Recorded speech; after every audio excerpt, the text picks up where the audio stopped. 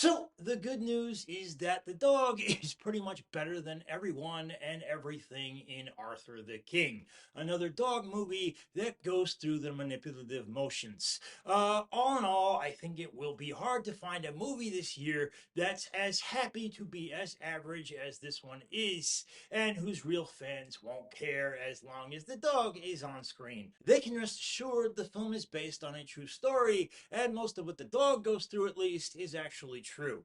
It has Mark Wahlberg playing one of those Tough Mudder racers named Michael Light, who, along with his team of three, enters into a 54 team adventure race in the Dominican Republic, which covers a whole range of extreme sports. What they only realize midway, though, is that a stray dog is following them. Because of his just regal nature and ability to not beg for food, kind of pull the name Arthur out of their ass based off of King Arthur, and the dog even saves them on a couple of occasions. And like I said, the dog is the ticket here. I would have much rather spent the early portion of the film with the dog rather than these other people. We see him in the early portion of the movie. He's either hobbling around the streets of the DR or near death. Your heart goes out to him, mostly because the filmmakers make you feel like a monster otherwise. How he manages to trail Michael and his group through the mountains and other rocky terrain is of interest, but it's never really explained. This dog is a fighter, though. He's got no quit. And neither does Michael, who presents Wahlberg another chance to wrap himself up in sanctimonious machismo. For Michael, racing isn't just a sport, but some freeway to a higher power. He sees a basically unexplainable sanctity in running, even admonishing people who see it as a pathway to glory or for social media clout. Basically, Michael is an insufferable pill. You wouldn't want to spend a mile running with him. One of the numerous things that go unexplained in this movie is how this guy has a family and a job, yet he's allowed to treat both with such carelessness.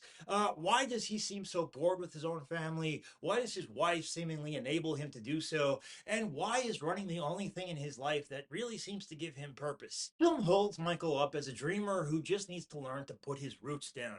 And since we're told this in the beginning of the movie, we kind of know where we're going with this whole story arc. The dog is supposed to help change him, but the film is so low on actual moments of humanity, and Wahlberg seems so clueless as to how to relate to the dog anyway, so I mean, the whole arc just kind of becomes a foregone conclusion in the end. But at least he's allowed to have an arc. Other members of Michael's racing team are as one-dimensional as it gets. There's Nathalie Emmanuel's climber, whose father has pancreatic cancer, and the only way the film can make that poignant is also to make it relevant to her winning this race, as if one means anything to the other. And there's also the map reader, played by Ali Suleiman, who has a bum knee, and then there's Simu Liu, who plays the team member who posts to social media. These people seem to have lost themselves a long time ago and now just talk in inspirational movie cliches and an almost slavish pursuit of letting winning be the only thing that gives their lives meaning. I found them all very generic and very conventional to other sports movies. I didn't feel any one of them presented as a human person at all. I didn't care about them. I just found them mostly pathetic. Of all the racing in the film, there's one stunning scene of acrophobic, death-defying dread on a zip line. We have a pretty good idea of what's going to happen here, but it's one of the few times at least where the movie feels like it's trying. But by the end, it's all on autopilot. Even the message of the film, which we've seen coming all along, is shouted and robbed of any subtlety so that even the people in the back can get it. There will be two kinds of people who watch this movie. The ones who hate being pandered to, and the ones who just want to see what happens to the dog.